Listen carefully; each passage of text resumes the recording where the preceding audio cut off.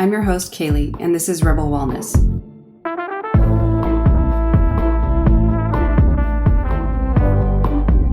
Welcome to the Rebel Wellness Podcast, where we embrace a holistic approach to personal health and empower women to break free from the noise of today's diet culture. I'm your host, Kaylee, also known as Coach Kales, and I'm thrilled to have you join us on this journey to becoming healthier, stronger, and more resilient in this life. If you found this podcast, you might be somebody who is tired of feeling bombarded with unrealistic body standards and conflicting health advice and just ready to rebel against the one-size-fits-all approach to wellness. This is a great opportunity and place to create a lifestyle that truly works for you. And I want to welcome you to your new home for everything health and wellness without any of those influences.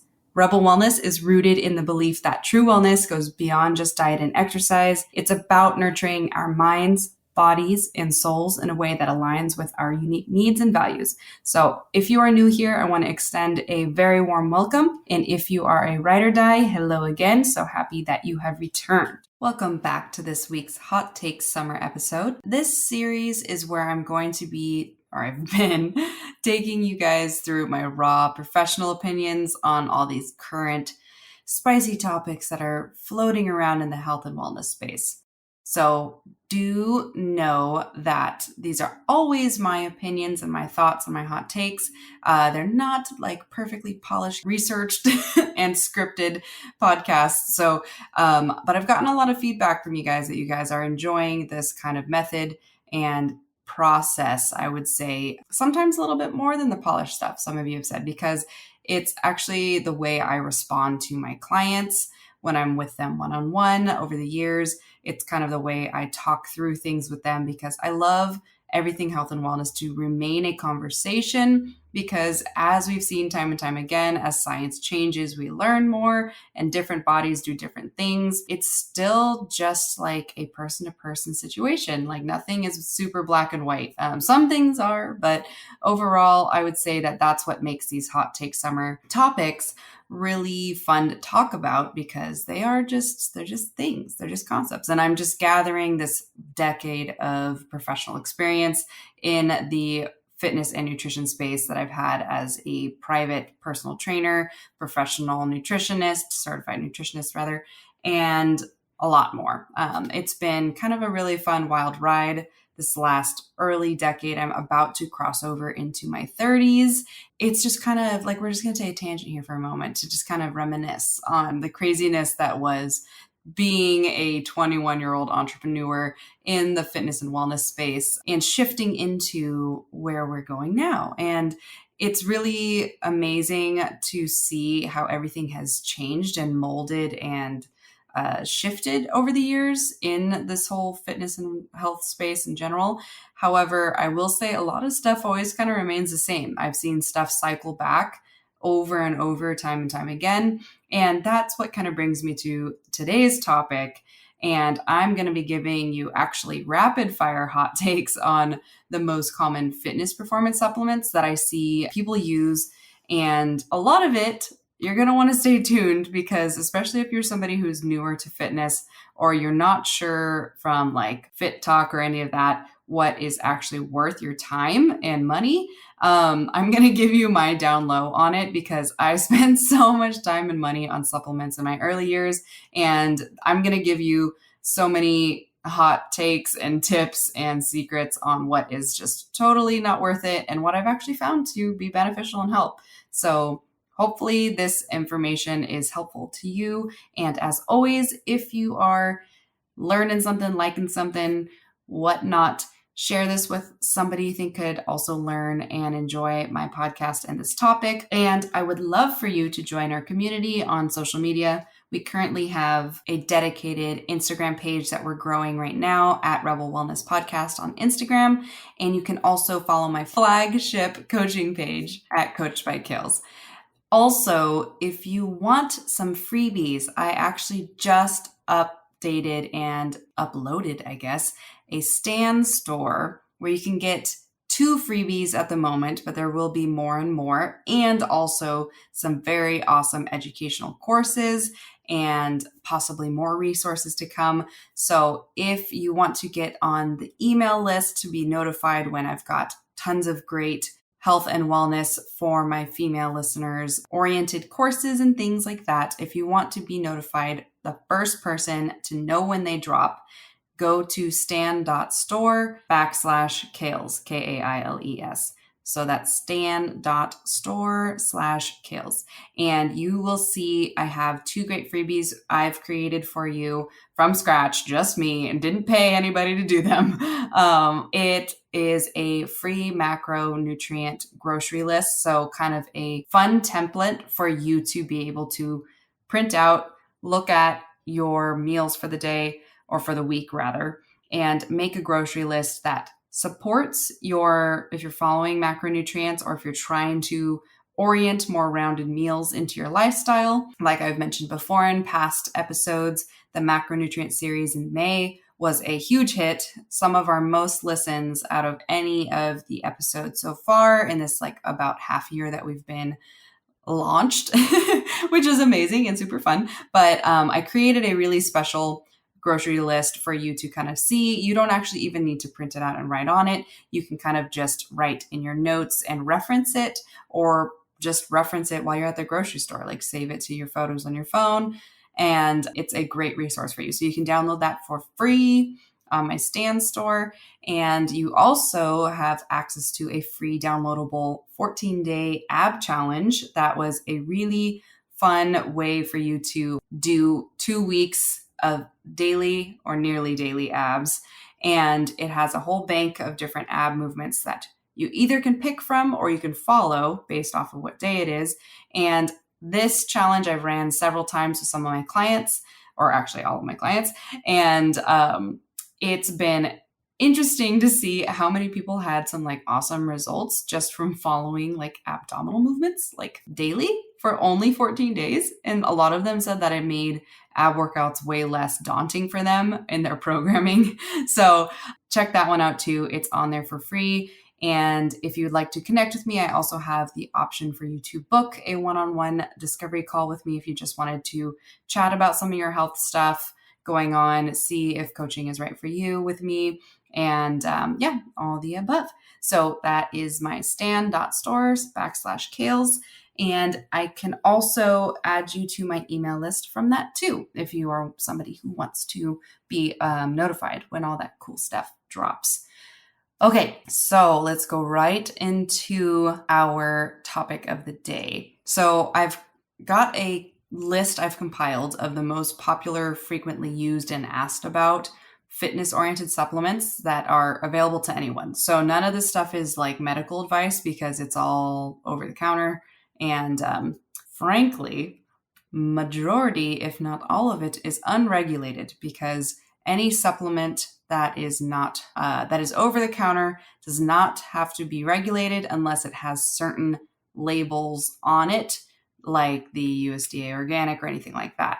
Otherwise, a very key thing to know from the jump is that all supplements are not specifically regulated and they can contain things that are not listed on the label. So I want you to be very aware of that and be very careful what companies you trust and utilize, because there's a ton of cheapy things out there, in the pre-workout world and the post-recovery world. Everywhere out there has their own ability to make a compilation and source ingredients from wherever they want, because majority of the time nobody's looking up where these companies are sourcing. They just see cool advertising, their favorite bodybuilders using it, and then they're like, all right, I'm sold, I'm going to buy it. And maybe it works, maybe it doesn't. So just be careful ahead of time when I'm talking about all of these to really cross-check your companies first. I'm not going to give a ton of my personal recommendation companies for a lot of these because I don't actually take many of these anymore. But if you guys want to know them, I would love to hear. If you do want to know some of my top favorite brands that I do trust, that I do vet, and that I can put onto the social media. So I can also talk about it in another time too, because I'm sure these topics will come back around. But also I am going to be speaking to mainly my female audience in the fitness community because that is who I have the most experience with. But I do have a lot of experience with males. And frankly, the male body is a lot easier when it comes to fitness as far as building muscle and losing fat. They are very straightforward more often than not. But so a lot of this kind of advice is able to be taken for any of my male listeners, but strictly just know that this is oriented towards females. Okay, without further ado, let's hit the first item on the list, and that is pre-workout.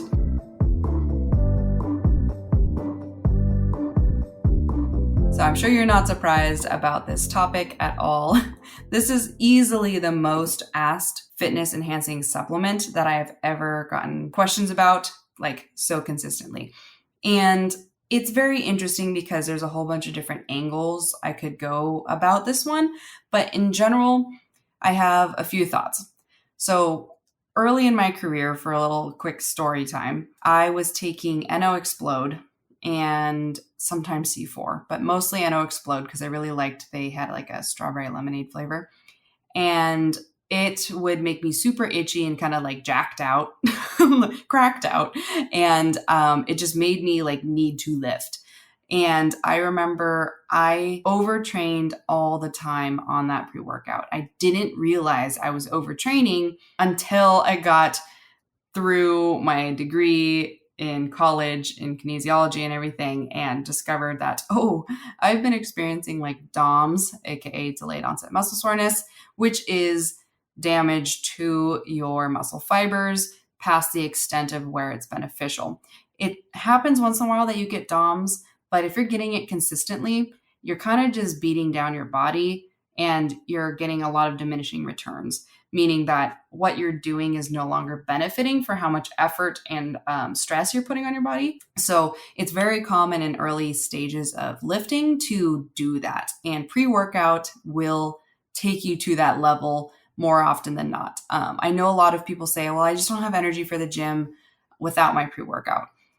I would challenge you to figure out either you look for a different time in your day where you do have more energy, where you can fit in a workout and prioritize that, because a workout in the earlier half of your day is always going to give you way more clarity, focus, and energy throughout your workday. If you can't get yourself out of bed earlier to go to the gym sooner or fit that into your calendar if you're a work from homer, if you have to get caffeination and such from a pre-workout for your evening workout, it's probably going to interfere with your sleep. And it'll interfere with your sleep more and more as you get older because we get a lot more sensitive to like energy enhancing supplements. But at the same time, the main thing I don't love about pre-workout is that it's very easy to get kind of dependent on it. It's unregulated. So there's been a lot of cases where people have found like pieces of metal and sand even and other random objects, not necessarily objects, but substances. That's the word I'm looking for in pre-workout, because again, it can come from production and labs that are not necessarily tested and quality controlled. So you do want to be careful about it. And you also don't want to just take pre-workout without a substantial amount of water every time, because it will overload your kidneys with the cocktail of really low quality vitamins they tend to mix in, as well as the major ingredients that are utilized in pre-workout to give you more energy, more blood flow, more pump, etc. So overall, I don't hate pre-workouts. If I had to give you the best advice, I would say go for a quote unquote clean pre-workout that only has maybe 4 to 6 ingredients, and on the more natural and pure to the fact side of ingredients. Any of the pre-workouts that have a whole bunch of different random vitamins and things added in, I would steer clear of those, because more often than not, they're using the cheaper form of vitamins and they probably are just getting wasted in your body. And again, we don't know where the sourcing came from. So we would want to reduce that as much as possible and just take a higher quality multivitamin or whatever is advised by your practitioners for your own unique health needs. But with your pre-workout, keep it to these 4 to 5 ingredients. Okay. So if you want to write them down, here you go. Write them down. First one, beta alanine. That is what's going to give you endurance. Caffeine. I usually say less than 200 milligrams for energy. 200 milligrams or less rather. L-citrulline, that's for blood flow. That's the one that gives me kind of like an itchy feeling. Sometimes it doesn't affect anybody. Fun fact, you get L-citrulline from watermelon, but you do have to eat quite a bit of it to kind of get more of that. But you can snack on watermelon after your workout to help with your recovery. And the last two are L-tyrosine and L-theanine, which can help with your focus. The last three are amino acids. So we tend to get those from our food, especially if you eat animal meats instead of just plant-based, because you are getting a more comprehensive amino acid profile in complete proteins. That's what makes them complete. And you can supplement with them in a pre-workout if you want to get a bigger dose and a more controlled dose. But again, pay a little bit more for the better quality pre-workout companies like Transparent Labs. I think First Form tends to be okay. There's a bunch of companies out there that do take more care and pride in being like third-party tested or quality controlled, etc. So if you're going to do pre-workout, my rule of thumb as well is I only use it on leg days because that's the biggest muscle group in your body, the biggest muscles in your body, and they tend to take the most energy out of you because most leg movements are actually closer towards full body, like back squats, deadlifts, and variations of lunges, etc. And so you really would like benefit from just using pre-workout on leg days and use your own energy and maybe more natural supplements to get more energy or whatnot on your upper body days or cardio days, etc. So hopefully that's helpful for you. If you have any other questions about pre-workout, feel free to DM me at Coach by Kales. Love to answer your questions and chat with you.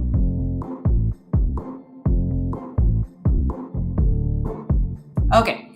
Creatine is the next one, and it comes into two dominating forms nowadays. There's various forms, but the most studied and most known is creatine monohydrate, otherwise known as German creatine. It's a very pure form of creatine. It's an extremely safe substance. It's involved in most meats, especially red meats and things like that. So people who are meat eaters, again, are getting a good amount of creatine in their diet naturally. However, there's a lot of science and evidence behind creatine where they've been able to see how supplementing it can actually benefit and improve your muscle recovery and muscle gains, therefore a lot of good metabolic action by taking 5 grams of creatine a day. They've actually also studied whether or not the amount of creatine you supplement daily matters and whether or not you do a kind of pattern of like easing into it and then tapering off. The kind of gist that it kind of comes down to, which I usually trust the science and research of the very popular fitness YouTuber, Jeff Nippard. He has determined that no, it doesn't really matter whether or not you get on a specific routine with creatine, and you basically max out of benefits at about 5 grams a day. So pretty much across the board, you're going to do well to supplement with creatine if you're somebody who is looking to specifically go through a growth phase and have a natural boost in what helps keep muscle growing and recover it, etc. But I will say you'll also see the other form I was talking about is creatine HCl. So that one you'll tend to see priced higher because it's a little bit more specific of a process, but supposedly they say that it should be easier on the stomach.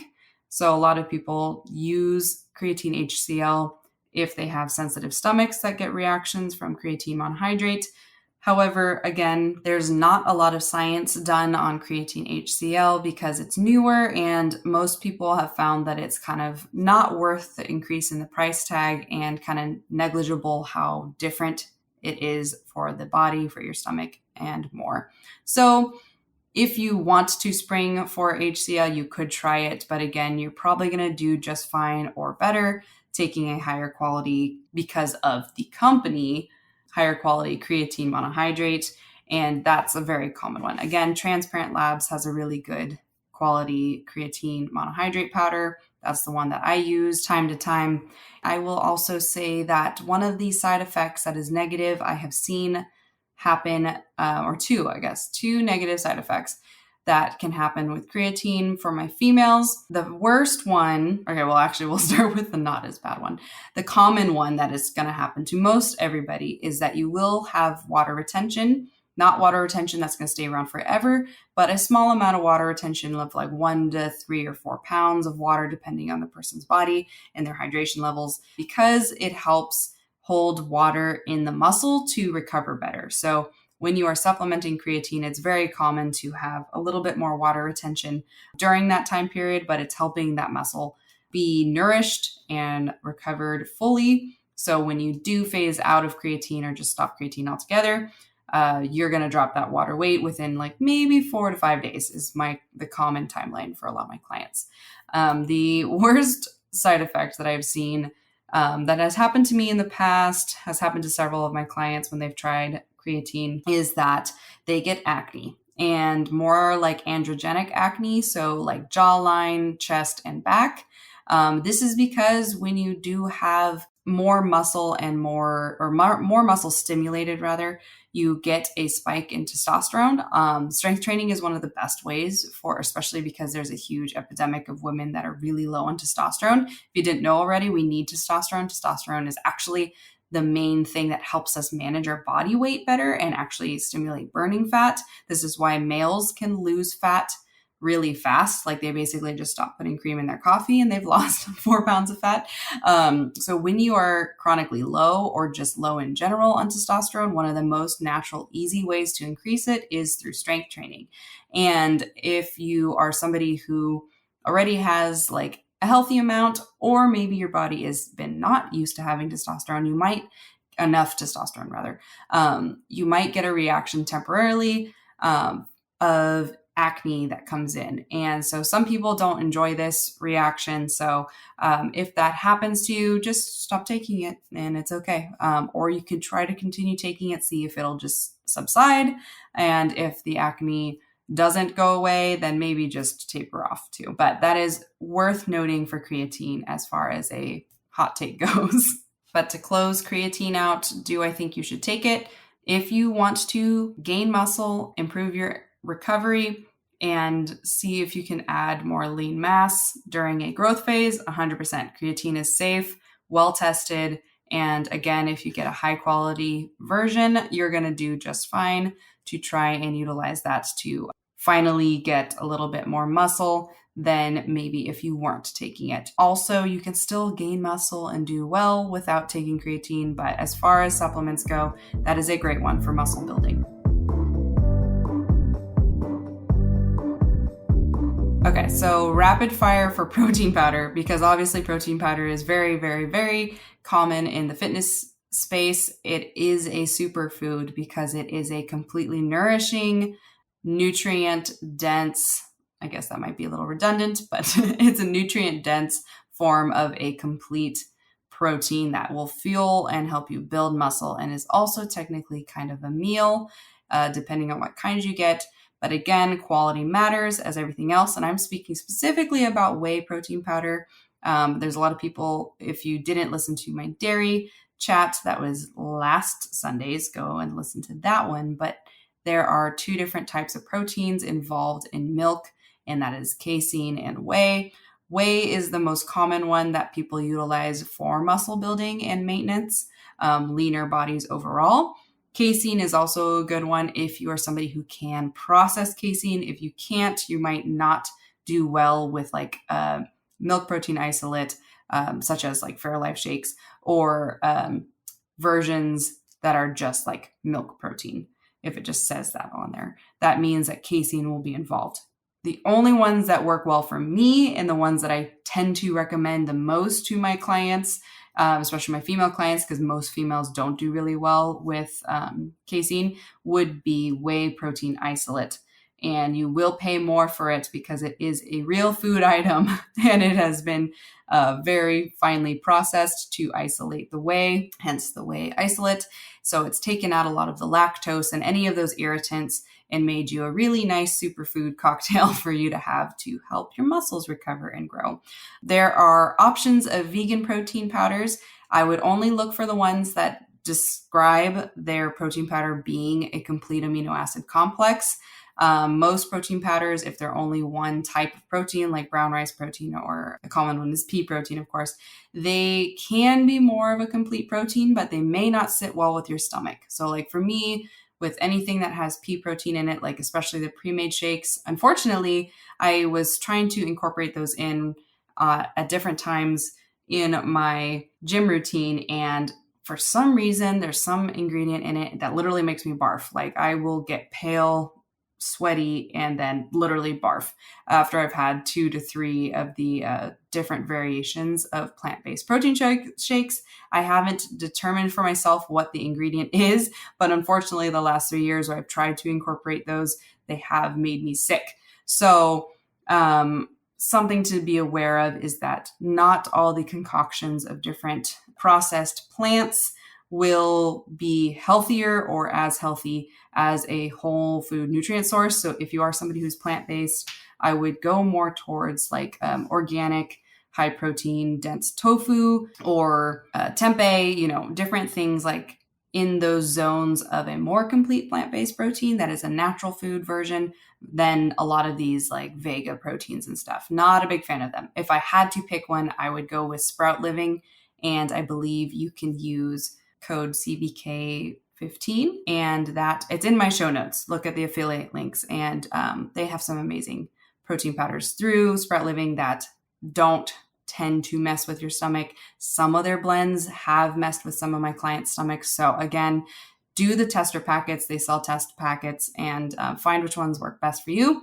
I mainly use the vanilla lucuma one. That one's never given me issues. So again, just make sure you are very intentional about your protein powder. And I would say have it within an hour around after your workout or an hour to 2 hours before bed to help protein synthesis, aka growing more muscles. So that's my only chat and hot take on protein powders for now.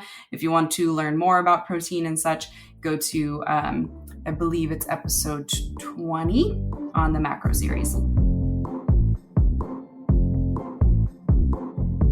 Okay, so fat burners.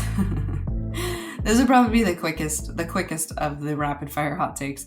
Fat burners are concoctions of schemes and lies, snake oil. Honestly, some people claim fat burners work for them, but typically the people who have seen it work for them are also the ones who are on top of their diet and their fitness routine. So frankly, it could arguably just be the fact that they are being intentional about their movement and their nutrition versus the fat burners. There's like negligible evidence that some ingredients in fat burners help, such as like capsaicin, because it increases your body temperature, because it's basically what is in most spicy food and why you get warm.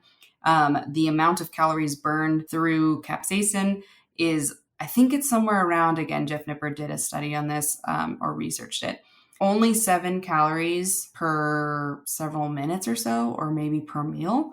And like, that's pretty negligible in my opinion. So overall, in the past, when I was younger and dim, I took fat burners thinking this is going to help me. And no, waste of money, waste of money, because they're always almost over $45 or so. Some of them are up into the hundreds, and they don't work. They're definitely a snake oil product. So I would not waste my time on them, especially if you're taking pre-workout, because you're going to be slamming yourself with a lot of caffeine. If there was a natural fat burner that has been time tested and researched that can trend towards helping your body amplify fat loss goals, it would be green tea extract pills. That is actually something that can support you alongside your nutrition and fitness goals. But again, consistency and dedication to a deficit of sorts is the only way that you can actually get your body fat to consistently move with a supplement.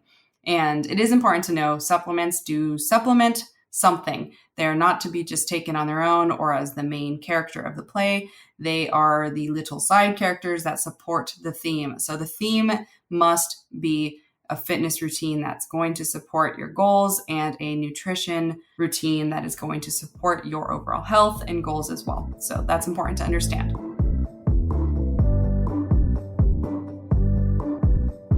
Final two rapid fire performance supplements. Amino acids, or BCAAs. This one kind of came into the scene, I want to say, a lot more in like 2017 or so. And branched chain amino acids, that's what BCAAs is, and aminos, are the amino acids that are parts of every single protein item we eat. So the amino acids are branched together and they support muscle recovery, energy, etc. You get enough BCAAs if you eat at least 70 to 90 grams of complete protein a day. If you are not eating that much, you will benefit from supplementing BCAAs during your workouts. If you are eating that much or exceeding that, you do not need to supplement powder form of BCAAs. So vegetarians, vegans, anybody in that category, you do benefit from BCAAs because you are not often getting a complete amino acid complex profile all day long. So your muscles will benefit from taking a BCAA supplement powder during your workouts. I've had so many people have good benefits from these. They do feel like they get more energy during their workouts. It could be a placebo effect, or it could be beneficial to a lot of people who have overburdened livers and bodies who have been just depleted over the years of nutrients and complete proteins from just erratic eating, or maybe long-term birth control, or having babies. There's a lot of different categories where you're probably in a depleted state. So you could benefit from like several months of taking BCAAs, maybe a year. But again, it's not something that you need to take all the time unless you are somebody who's vegetarian or vegan and you want to maintain and build muscle.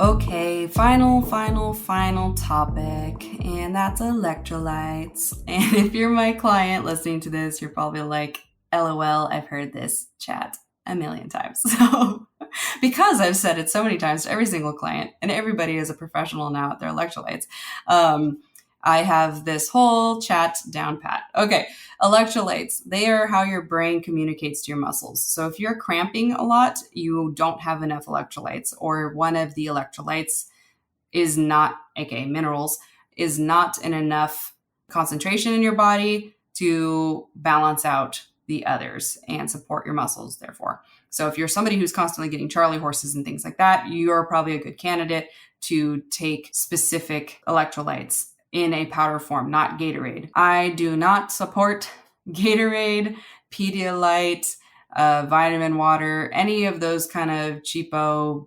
mass-produced electrolyte beverages, unless it's the only option available, because they do not have a complete profile of the right electrolytes in the right balance and the right forms. So if I had to tell you what to choose, I would say invest again in a good quality electrolyte powder.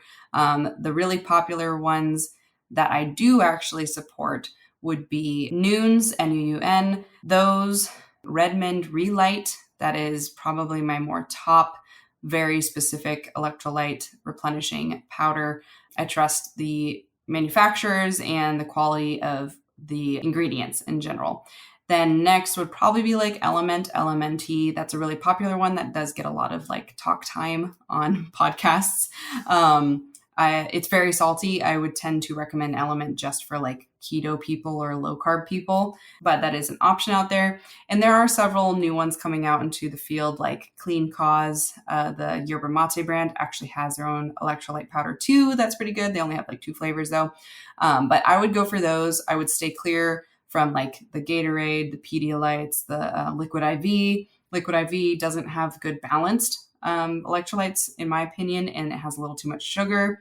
But do know sugar is essential for helping you get rehydrated and uptake with energy, because sugar is energy. So a lot of them, like including the Nuuns and such, do include like a little bit of sugar, but that's normal and it's not harmful. Like it's like only 1 to 3 grams of sugar per tablet or something. So just know that that is because it's part of helping your blood sugar increase in case you are dehydrated. So there's nothing to be afraid of with those. Something I do want to note about electrolytes that a lot of people kind of have a misconception about. The most common thing people say is, I'm not an athlete, I don't sweat enough.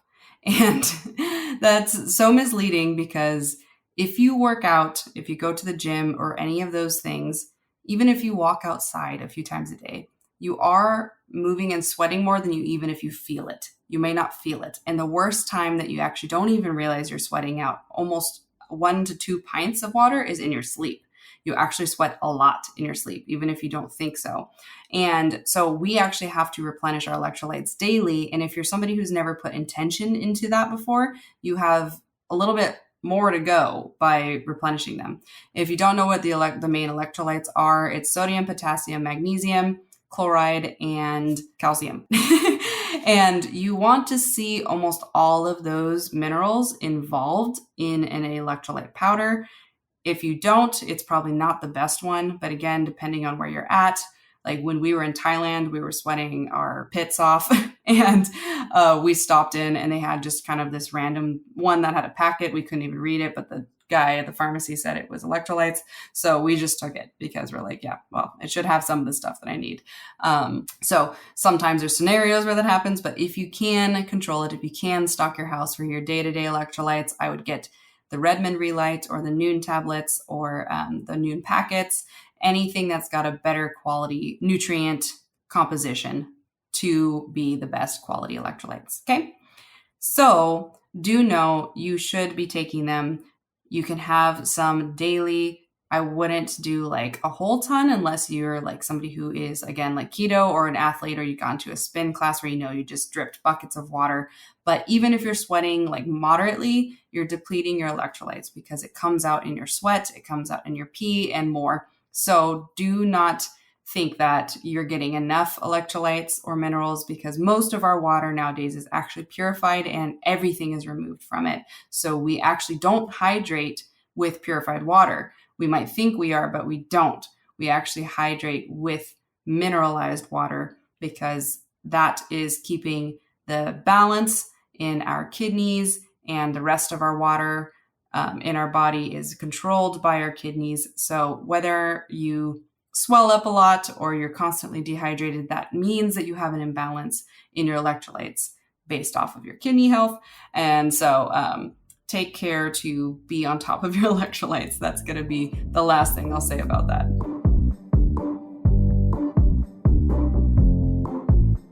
Alrighty, so that's just the end of this rapid fire performance enhancing supplements chat. I hope that was helpful for you, and I hope I covered all the major supplements you hear about or you see at the gym, because it's very important to be well educated on them, because you could be spending so much money on all of those things and you really only need like maybe 1 or 2 or 3 perhaps, but one of them should always be electrolytes. All right, Rebel. So that's it for today's episode. Don't forget, like and share this episode if you loved it. And again, I would love for you to join our email newsletter list at either my stan.store/Kales or at coachkales.com. And I would love to see your face on @coachedbykales on Instagram or at Rebel Wellness Podcast. So that's enough for all the plugs of how you can connect with us. And I hope you celebrate your strength and nourishment, walk with confidence, and I will catch you next week on another episode of Rebel Wellness.